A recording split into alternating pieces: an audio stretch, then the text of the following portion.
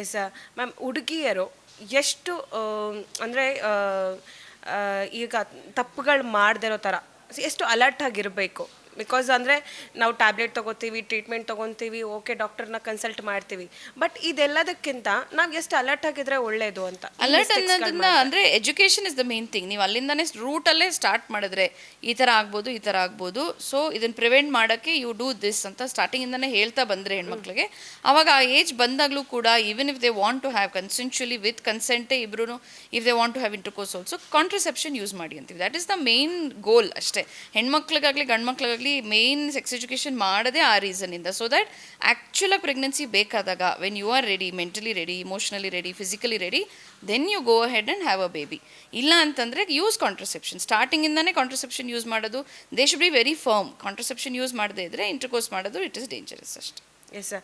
Ma'am, ನಿಮ್ಮ ಈ ಒಂದು ಹಿಸ್ಟ್ರಿಯಲ್ಲಿ, ನಿಮ್ಮ ಡಾಕ್ಟರ್ ಹಿಸ್ಟ್ರಿಯಲ್ಲಿ ಯಾವುದಾದ್ರೂ ಒಂದು ಹುಡುಗಿ ಈ ರೀತಿಯಾಗಿ ಬಂದು ಮೇ ಬಿ ಅಂದರೆ ಅವರ ಈ ಥರದೊಂದು ಪ್ರಾಬ್ಲಮ್ ಹೇಳ್ಕೊಂಡು ಏನಾದರೂ ಪ್ರಾಬ್ಲಮ್ ಆಗಿರೋದು, ಅಥವಾ ಈ ಒಂದು ಸ್ಮಾಲ್ ಏಜಲ್ಲೇ ಪ್ರೆಗ್ನೆಂಟ್ ಆಗಿರೋದು, ಆ ಥರ ಕೇಸಸ್ಗಳು ಯಾವುದಾದ್ರೂ ಇದೆಯಾ? ಬರ್ತಾರೆ ಆ ಥರ. There is no fixed number. ಎಲ್ಲ ಗೈನಕಾಲಜಿಸ್ಟು ನೋಡಿರ್ತಾರೆ ಅನ್ಮ್ಯಾರಿಡ್ ಗರ್ಲ್ಸಲ್ಲಿ ಬರೋದು, and they will not know. Period irregular ಇರುತ್ತೆ ಎಷ್ಟೊಂದು ಸಲ, ಅವ್ರಿಗೆ ಗೊತ್ತೇ ಆಗಿರಲ್ಲ, ಬಟ್ ಕನ್ಸೆಪ್ಷನ್ ಆಗಿರೋದಿರ್ತಾರೆ. ಬಟ್ ತುಂಬ ಸಲ ಏನಾಗುತ್ತೆ, ಈ ನಡುವೆ ಅವೇರ್ನೆಸ್ ಜಾಸ್ತಿ ಇರೋದ್ರಿಂದ ಸ್ವಲ್ಪ ಬೇಗ ಬರ್ತಾರೆ. ತುಂಬ ಲೇಟ್ ಮಾಡಿ, ಮೊದಲೆಲ್ಲ ಏನಾಗ್ತಿತ್ತು, ಟೆಸ್ಟ್ಸ್ ಇರ್ತಿರ್ಲಿಲ್ಲ, ಸ್ಕ್ಯಾನ್ಸ್ ಇರ್ತಿಲ್ಲ, ಮತ್ತು ಇಲ್ಲ ಅಂತ ತುಂಬ ಅಸ್ಯೂಮ್ ಮಾಡಿಕೊಂಡು 4th month 5th month pregnancy ಆದರೂ ಗೊತ್ತಿರಲಿಲ್ಲ, ಆ ಥರ ಎಲ್ಲ ಬರ್ತಾಯಿದ್ರು ಮೊದಲು. ಇವಾಗ at least Bangalore setup, at least educated set, working ಸೆಟ್ಟಲ್ಲಿ ಒಂಚೂರು ಈ ಕಡೆ ಆ ಕಡೆ ಮಿಸ್ ಆಯಿತು ಪೀರಿಯಡ್ಸ್ ಅಂದರೆ ದೇ ಕಮ್ ಇಮಿಡಿಯೇಟ್ಲಿ. ನಾವು ಹೇಳೋದು ಬರೋದು ಮಾಡ್ಕೊಳ್ಳೋದು ಆಗೋಯ್ತು ತಪ್ಪಾಗುತ್ತೆ, ದಟ್ ಈಸ್ ಕಾಮನ್, ಹ್ಯೂಮನ್ ಇದ್ರಲ್ಲಿ ಹಾಗೆ ಆಗುತ್ತೆ. ಬಟ್ ಕಮ್ ಅರ್ಲಿ ಬಂದರೆ ಅಟ್ಲೀಸ್ಟ್ ನಾವು ಪ್ರೋಟೋಕಾಲ್ ಪ್ರಕಾರ ಒಂದು ಸ್ಕ್ಯಾನ್ ಮಾಡಿಸಿ ಟ್ಯಾಬ್ಲೆಟ್ಸ್ ಕೊಟ್ಟು ಕೌನ್ಸಿಲಿಂಗು ಮಾಡ್ಬೋದು, ಸೊ ದಟ್ ನೆಕ್ಸ್ಟ್ ಟೈಮ್ ಆ ಥರ ಮಾಡ್ಕೊಳ್ದೇ ಇರೋ ಥರ ಮಾಡಿ ಅಂತ ಹೇಳ್ಬೋದು. ಎಸ್ ಮ್ಯಾಮ್, ಇವಾಗ ಎಷ್ಟೊಂದು ಜನ ಪ್ರೆಗ್ನೆಂಟ್ ಇವಾಗ ಕನ್ಸೀವ್ ಆಗಬೇಕು ಅಂತ ಟ್ರೈ ಮಾಡ್ತಿರ್ತಾರೆ, ಬಟ್ ಎಷ್ಟೊಂದು ಜನ ಪ್ರೆಗ್ನೆಂಟೇ ಆಗ್ತಿರಲ್ಲ. ಅವ್ರಿಗೆ ಏನು ಪ್ರಾಬ್ಲಮಿಂದ ಈ ರೀತಿ ಆಗ್ತಿದೆ ಅಂದರೆ ಫುಡ್ಡಾ, ಅಥವಾ ಇವಾಗಿನ ವೆದರಾ, ಅಥವಾ ಇವಾಗಿನ ನಮ್ಮದು ಲೈಫ್ ಸ್ಟೈಲಾ, ಯಾವ್ದು ಫರ್ಟಿಲಿಟಿ ಆ ಥರ ನೋಡ್ಕೊಳಕ್ಕೆ ಹೋದರೆ ಬಂಜತನ ಅದು ತುಂಬ ವಾಸ್ಟ್ ಟಾಪಿಕ್ ಆಗಿರುತ್ತೆ. ಅದಕ್ಕೆ ಇದೇ ರೀಸನ್ ಇರುತ್ತೆ, ಅದೇ ರೀಸನ್ ಇರುತ್ತೆ ಅಂತ ಹೇಳಕ್ಕೆ ಬರಲ್ಲ. ಯೂಶಲ್ ಆಗಿ ಒಂದು 30% ವುಮೆನಲ್ಲಿ ಪ್ರಾಬ್ಲಮ್ಸ್ ಇರುತ್ತೆ, 30% ಮೆನ್ನಲ್ಲಿ ಇರುತ್ತೆ, ಒಂದು 10 to 15% ಇಬ್ಬರಲ್ಲೂ ಪ್ರಾಬ್ಲಮ್ ಇರುತ್ತೆ, ಇನ್ನೊಂದು 10% ಅಲ್ಲಿ ಅನ್ಎಕ್ಸ್ಪ್ಲೇನ್ಡ್ ಇರುತ್ತೆ. ಎಲ್ಲ ನಾರ್ಮಲ್ ಇದ್ದೂ ಒಂದೊಂದ್ಸಲ ಆಗಲ್ಲ. ಅಂಡ್ ಮೆನ್ಸ್ ತುಂಬಾ ಜನ ಅಕ್ಸೆಪ್ಟ್ ಮಾಡ್ಕೊಳ್ಳಲ್ಲ, ಅವರಲ್ಲಿ ಪ್ರಾಬ್ಲಮ್ ಇದೆ, ಸ್ವಲ್ಪ ಸ್ಟಿಗ್ಮಾ ಇದೆ ನಮ್ಮ ಸೊಸೈಟಿನಲ್ಲಿ. ಬಟ್ ಓವರ್ ಆಲ್ ಓಕೆ ಇರೋದ್ರಲ್ಲಿ ಅಟ್ಲೀಸ್ಟ್ ಟೆಸ್ಟ್ ಮಾಡಿಸ್ಕೊಳ್ಳೋಕೆಲ್ಲ ಈ ನಡುವೆ ಒಪ್ಕೊಂಡು ಮಾಡಿಸ್ಕೋತಾರೆ. ಆ್ಯಂಡ್ ಅವರು ಈ ಅಂದರೆ ಇವಾಗ ಈ ರೀತಿಯಾಗಿ ಪ್ರಾಬ್ಲಮ್ಸ್ ಆಗಬಾರ್ದು ಅಂತಂದರೆ ನಮ್ಮ ಲೈಫ್ ಸ್ಟೈಲಾಗಿ ಯಾವ ರೀತಿ ಚೇಂಜ್ ಮಾಡ್ಕೋಬೇಕು ನಾವು? Will go back to olden times ಅಷ್ಟೇ.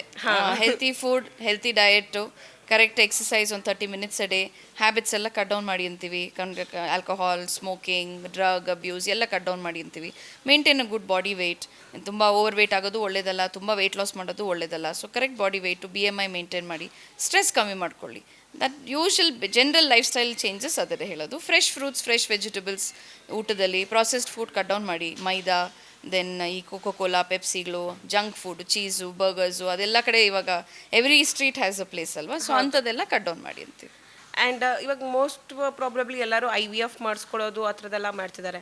ಅದು ಎಷ್ಟು ಸೇಫ್ ಮೆಥಡ್ ಅದು ಅಂತ? IVF is a safe method. IVF is a time tested, research proven, scientific method ಇದೆ. So no problem as such with IVF. But ಯಾರಿಗೆ ಮಾಡ್ತೀವಿ ಅದನ್ನು ಚೂಸ್ ಮಾಡಿ ಮಾಡಿಸ್ಕೊಳ್ಳೋದು ಒಳ್ಳೇದು. ಅಂದರೆ ಡೈರೆಕ್ಟಾಗಿ ಕಪಲ್ಸ್ ಡಿಸೈಡ್ ಮಾಡೋಕ್ಕಾಗಲ್ಲ, ನಾವು IVF ಮಾಡಿಸ್ಕೊಬಿಡ್ತೀವಿ ಆ ಥರ ಅಲ್ಲ.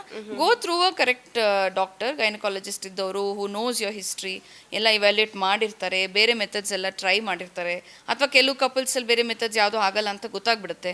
ಸೊ ಸೆಲೆಕ್ಟಿವ್ ಆಗಿ ಆ ಸೆಟ್ ಆಫ್ ಕಪಲ್ಸಿಗೆ ಕೌನ್ಸಿಲ್ ಮಾಡ್ತಾರೆ, ಇಲ್ಲ ನೀವು IVF ಮಾಡಿಸಿ ನಿಮ್ಗೆ ಆಗುತ್ತೆ ಪ್ರೆಗ್ನೆನ್ಸಿ, ಆ ರೀತಿ ಆ ಮೊಡಾಲಿಟಿನಲ್ಲೇ ನಿಮ್ಗೆ ಆಗ್ಬೋದು ಪ್ರೆಗ್ನೆನ್ಸಿ ಅಂತ ಹೇಳೇ ಕಳಿಸಿರ್ತಾರಲ್ಲ, ಅಂಥ ಸೆಟ್ಟಲ್ಲಿ ಇದೆ do well. And sometimes IVF failure ಆಗ್ಬೋದಲ್ವಾ? IVF ಫೇಲ್ಯೂರ್ ಆಗ್ಬೋದು. ಯಾವ ಮೆಥಡು 100% ಇಲ್ಲ. So IVF success rates also 40 to 50% ಇರೋದು.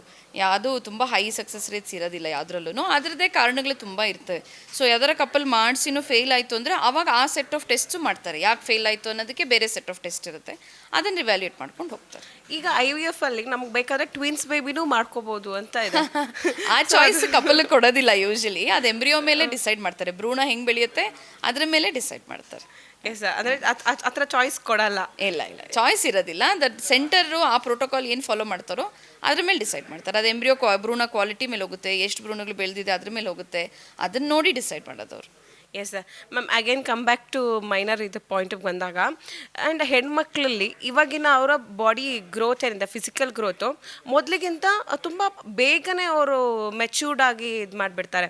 ಸೊ ಆ ಮೆಚ್ಯೂರ್ಡಿಟಿ ಬಂದಾಗ ಮೊದಲಾದರೆ ಸ್ವಲ್ಪ ಲೇಟ್ ಇದಕ್ಕೆ ಬಂದು ಒಂದು ಸೆಟ್ ಆಫ್ ಕರೆಕ್ಟ್ ಟೈಮಲ್ಲಿ ಎಲ್ಲ ಆಗ್ತಿತ್ತು. ಬಟ್ ಇವಾಗ ಬೇಗ ಬೇಗ ಎಲ್ಲ ಆಗ್ತಿರೋದ್ರಿಂದ ಅದು ಎಷ್ಟು ಹೆಣ್ಮಕ್ಳ ಮೇಲೆ ಪ್ರಭಾವ ಬೀರ್ಬೋದು ಅಂತ. ಬೇಗ ಅಂತಂದ್ರೆ ಈ ನಡುವೆ ಏನಾಗ್ತಿದೆ, ತುಂಬಾ ಸಲ ಯಾವಾಗಲೂ ಯೂಶಲ್ ಆಗಿ ತಾಯಿ ಯಾವ ಏಜ್ಗೆ ಮೆನಾರ್ಕಿ ಬಂದಿತ್ತು, ಯಾವಾಗ ಮೆಚೂರ್ ಆಗಿದ್ರು ಯೂಶಲ್ ಆಗಿ ಹೆಣ್ಮಕ್ಳು ಅದೇ ಏಜ್ಗೆ ಆಗ್ತಾ ಇದ್ರು.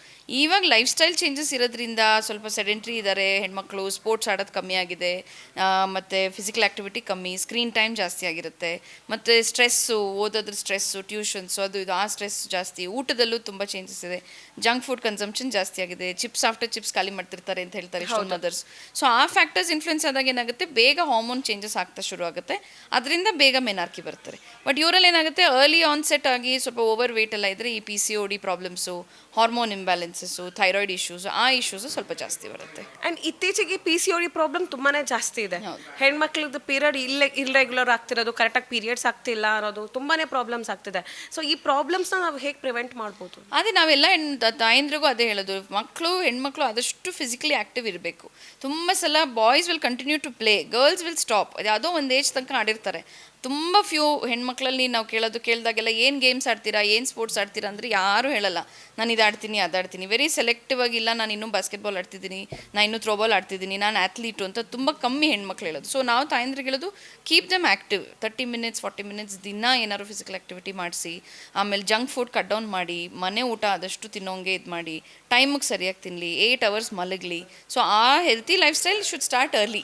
ಸ್ಟಾರ್ಟಿಂಗ್ ಏಜ್ ಗ್ರೂಪಿಂದನೇ ಅದನ್ನೇ ಕಲ್ಟಿವೇಟ್ ಮಾಡ್ಕೊಂಡ್ಬಂದು ಸ್ಟ್ರಿಕ್ಟಾಗಿ ಜಂಕ್ ಫುಡನ್ನು ಲಿಮಿಟ್ ಮಾಡಿ, ಕೊಡಲೇಬೇಡಿ ಅನ್ನಲ್ಲ, ಲಿಮಿಟ್ ಮಾಡಿ, ಮೇ ಬಿ ಒನ್ಸ್ ಅ ವೀಕೋ ಒನ್ಸ್ ಇನ್ 2 weeks ಆ ಥರ ಕೊಟ್ಕೊಂಡು ಹೋದರೆ ಇರವೇ ಬೆಟರ್. ಅಟ್ಲೀಸ್ಟ್ ಆ ಬಾಡಿ ವೆಯ್ಟನ್ನು ಮೇಂಟೈನ್ ಮಾಡ್ಕೊಂಡು ಹೋಗ್ತಾರೆ ಅವಾಗ. ಕ್ಷಣ ಕ್ಷಣದ ಸುದ್ದಿಗಳಿಗಾಗಿ ಫ್ರೀಡಮ್ ಟಿವಿ ಸಬ್ಸ್ಕ್ರೈಬ್ ಮಾಡಿ, ಲೈಕ್ ಮಾಡಿ ಹಾಗೂ ಫಾಲೋ ಮಾಡಿ. ಹೊಸ ಸುದ್ದಿಗಳ ನೋಟಿಫಿಕೇಶನ್ಗಾಗಿ ಬೆಲ್ ಐಕಾನ್ ಮೇಲೆ ಕ್ಲಿಕ್ ಮಾಡಿ.